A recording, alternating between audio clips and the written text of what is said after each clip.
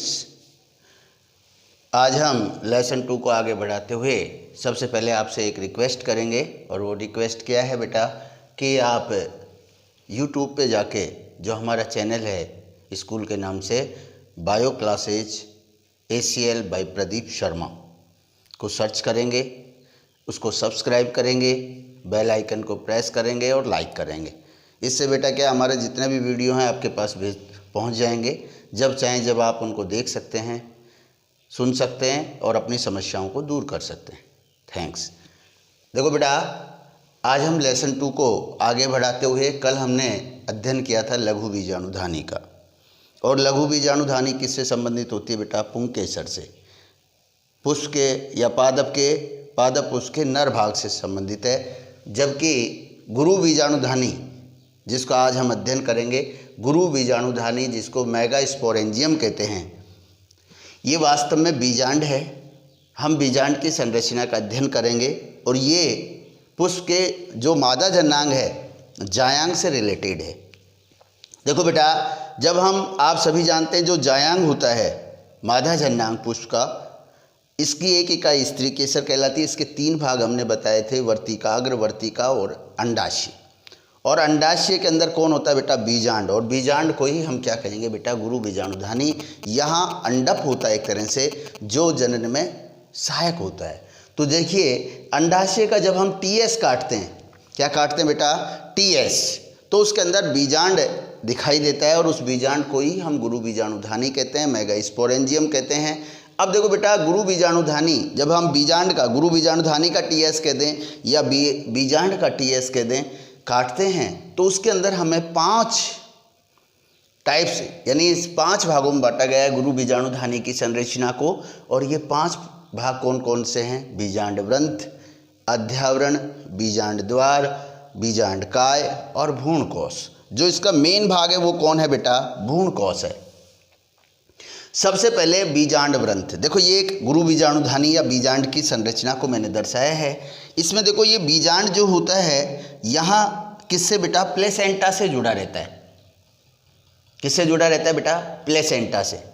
और वह स्थान जहाँ ये नाभिक है यानी नाभिक से जुड़ा होता है, यानी प्लेसेंटा से जुड़ा होता है, उस स्थान को नाभिक या हाइलम भी कहा जाता है। तो जो बीजांड व्रंथ है ये एक डंठल नुमा संरचना होती है जिससे बीजांड या गुरु बीजाणुधानी जुड़ी हुई होती है। और इसका वह स्थान जहाँ ये अपरा से जुड़ा होता है उसे हम नाभिक कहते हैं। क्या कहेंगे बेटा? नाभिक। अब देखो बेटा, दूसरा पार्ट क्या है इसका? अध्यावरण। अध्यावरण का मतलब बाह्य आवरण है। और अधिकांश जो बीजांड हैं, गुरु बीजाणुधानी हैं, उसमें 2 प्रकार का अध्यावरण पाया जाता है, एक बाह्य अध्यावरण और अंदर वाला आंतरिक अध्यावरण। और दोनों ही सुरक्षा का कार्य करते हैं। बाहर वाला कठोरतम होता है, अंदर वाला लचीला होता है।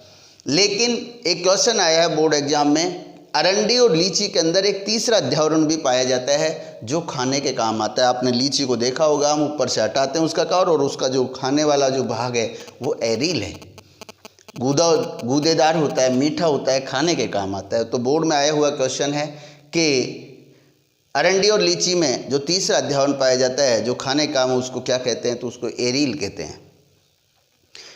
इसके बाद देखो बीजांड द्वार। ये जो बीजांड है इसका ये भाग अग्र है, ये भाग अग्र है, ये अग्र भाग है और ये क्या है बेटा? पश्च भाग है।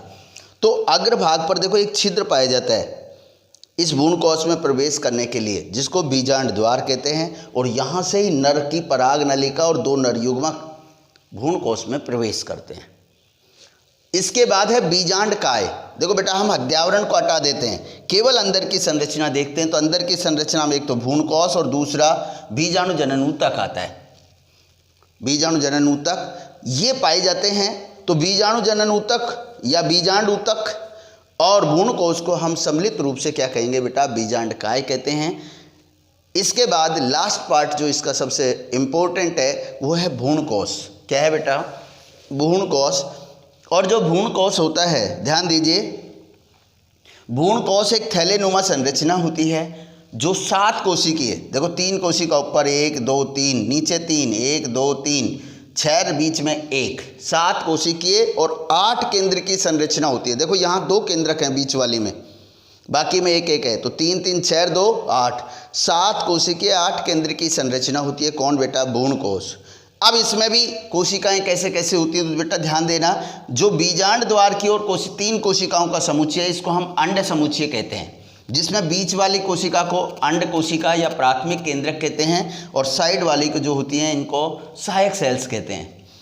मध्य में जो कोशिका आपको दिखाई दे रही है आकार में बड़ी और 2 केंद्रक युक्त, इसको हम केंद्रीय कोशिका कहते हैं, या इसको हम द्वितीयक केंद्रक कहते हैं, जो 2 केंद्रक युक्त होती है। और जो ये इधर वाला पीछे वाले भाग को निभागी क्षेत्र कहते हैं, इधर वाले को बीजांड द्वारी भाग कहते हैं। जो निभागी क्षेत्र की ओर 3 कोशिकाएं समान आकार की हैं, इनको हम प्रतिमुखी सेल्स कहते हैं। क्या कहते हैं बेटा? प्रतिमुखी सेल्स। तो ये किसकी संरचना थी बेटा? भ्रूण कोश की। किसकी है बेटा? भ्रूण कोश की, और इसे ही हम गुरु बीजाणुधानी की संरचना कहते हैं। Thanks, have a nice day.